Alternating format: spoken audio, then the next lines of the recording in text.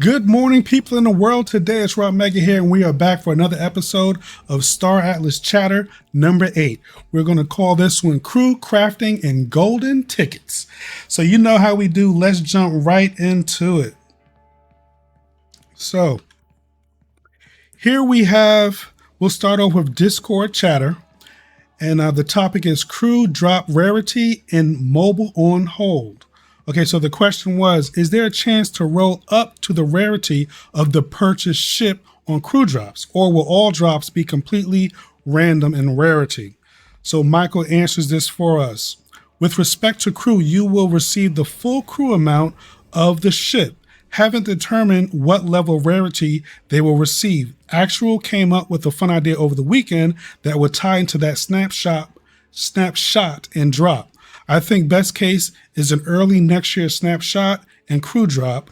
There are a few things holding us back on releasing Crew if we want to optimally time the release. So here's some of the things that are holding them back. Ship configuration with Crew slotting, minting NFTs as opposed to SFTs on the marketplace, procedural trait generation, and NFT support across our marketplace, which again is primarily built for SFTs at present. And also he added whitelisting. So some of these requirements also pose blockers for the mobile app. So the mobile app looks like it will be delayed even up to possibly next year when they have all this figured out.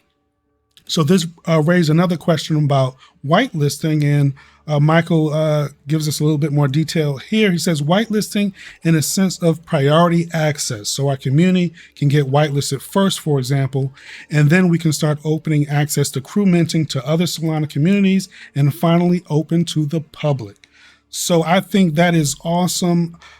I always felt that let's go ahead and have a good solid game here, even if it has a light UI, have a lot of mechanics in place ready to go, and then present that to the community at large and the public, and with all the marketing and everything that goes with it, and really take this thing to the moon. Okay, so let's move on. More about ship rarity.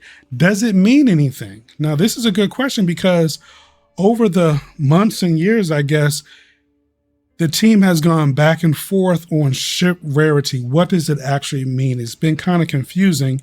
So Michael chimes in here with the latest. Rarity will be driven by total supply of ships as well as ship capabilities. It is intended to be dynamic based on ship destruction, crafting in the future. So basically the way I see it, as I have here an example, the Rainbow Ohm, which is an epic class ship, it'll have more rare resources, which ultimately will make it harder to construct and craft, if it got demolished, cremated, as opposed to a Pierce X4, which is a rare class ship. So it would be a little bit easier. Those resources would be a little bit easier to find and craft as well. So maybe there'll also be a little bit more in the marketplace as well. So that's the way I take it. So we will see how it goes. Next, we have IMP mining rig update inbound. So this was pretty cool.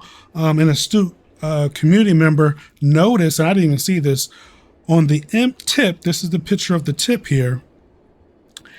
In the description, it has one mining rig component.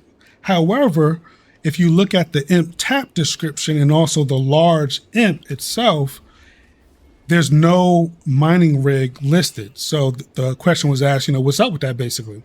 So Chipto chimed in, all mining ships have mining rigs. Those are flagged for updates along with several other ships with fixes. So we look forward to that. No fear. Yes, it makes sense. The medium and the large class ships, they will have mining rigs. Next, we have modules versus interior updates. When are we going to get all this data that we're looking for? So also the question was, will the updates to ship modules you mentioned be released prior to the release of Sage Labs?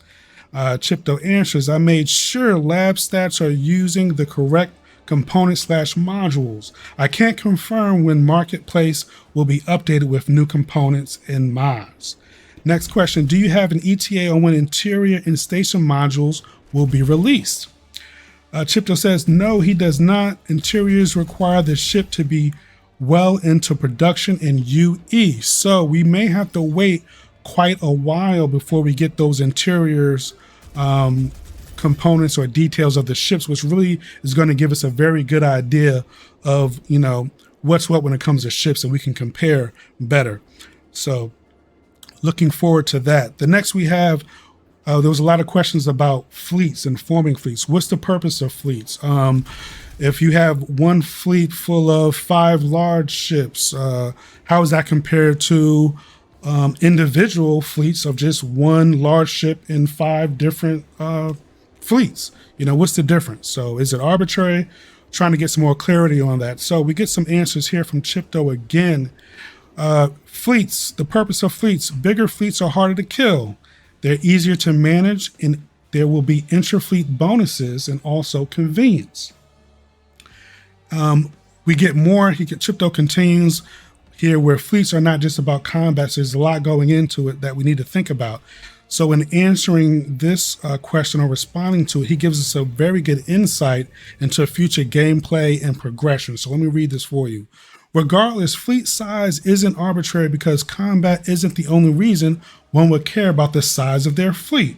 What if one of your ships or crew has a perk that buffs all the other ships in the fleet?